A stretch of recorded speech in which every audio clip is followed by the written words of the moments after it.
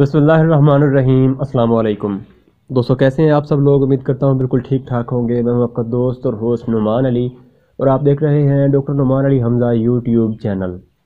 दोस्तों, आज की इस वीडियो में हम बात करेंगे एक पिछली वीडियो के रेफरेंस के ज़रिए से। एक मैंने पीछे वीडियो बनाई थी जानवर की आँखों की जो ख़राबी होती है, यानी कि जानवर की आँखों से पानी आना या फिर जानवर की आँखों से जो सफ़ेद मवाद जिसको पंजाबी में गिड कहते हैं उसके आने पर एक दोस्त ने कमेंट किया था कि इसमें बेटनीसोल एन नाम के आई ड्रॉप्स मिलते हैं, वो इस्तेमाल करवाए जा सकते हैं, उससे भी जानवर जो है वो ठीक हो जाता है। तो आज की हमारी वीडियो जो है वो इसी चीज़ पर है कि ये मसला होता क्यों है और इसका हल क्या क्या किया जा सकता है और बेटनीसोल एन जो है उसका इस्तेमाल करवाना चाहिए या नहीं। तो आइए दोस्तों, बगैर वक्त ज़ाया किए चलते हैं, वीडियो को स्टार्ट करते हैं। लेकिन वीडियो स्टार्ट करने से पहले मेरी तमाम दोस्तों से गुजारिश है कि अगर अभी तक आप लोगों ने मेरे चैनल डॉक्टर नुमान अली हमज़ा को सब्सक्राइब नहीं किया तो पहले मेरे चैनल को सब्सक्राइब कर दीजिए और साथ में मैंने बेल आइकन को दबा दीजिए ताकि मेरी हर नई आने वाली वीडियो या कोई भी अपडेट जो है वो आपको सबसे पहले मिलती रहे। दोस्तों, सबसे पहले नंबर पर बात करते हैं कि ये जानवरों को मसला होता क्यों है।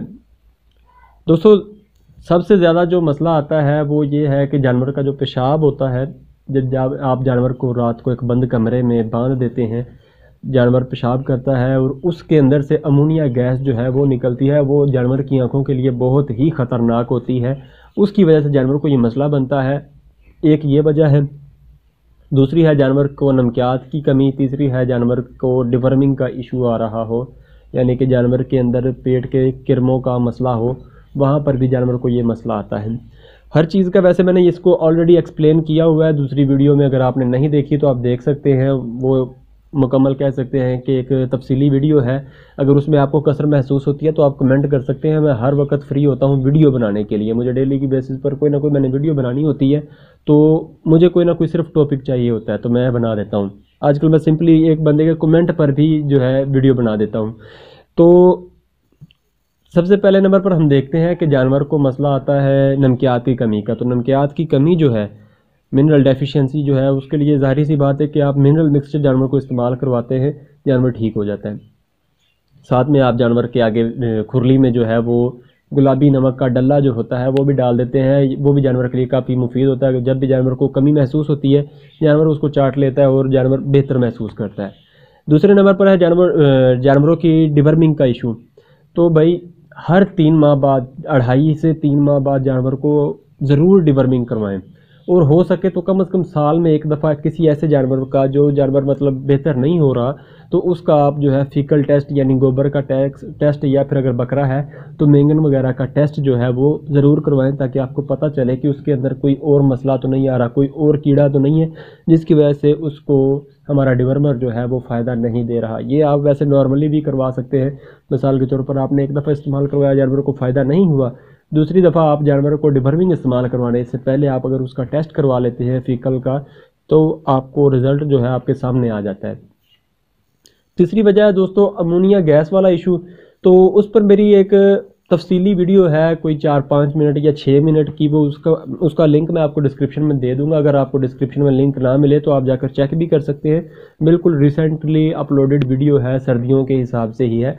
तो आपने जानवर को अमोनिया गैस जो है उसके ख़तरात से किस तरह से बचाना है उसका मुकम्मल जो है तफसील से उस वीडियो में बताया गया है।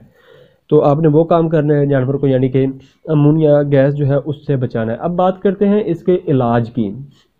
दोस्तों, जो मतलब डिवर्मिंग का भी हो गया, ये दूसरा हमारा नमकियात की कमी वाला भी हो गया, अभी रह गया अमोनिया गैस की वजह से या फिर नॉर्मली जानवर की आंखों से गिड जो है वो आती है, सफ़ेद मादा आता है या पानी आता है। तो आप जानवर की आंखों में बोरिक एसिड डायरेक्ट भी डाल सकते हैं और उसको पानी में मिक्स करके जानवर की आँखें जो है उसको धो सकते हैं बोरिक एसिड के ज़रिए से।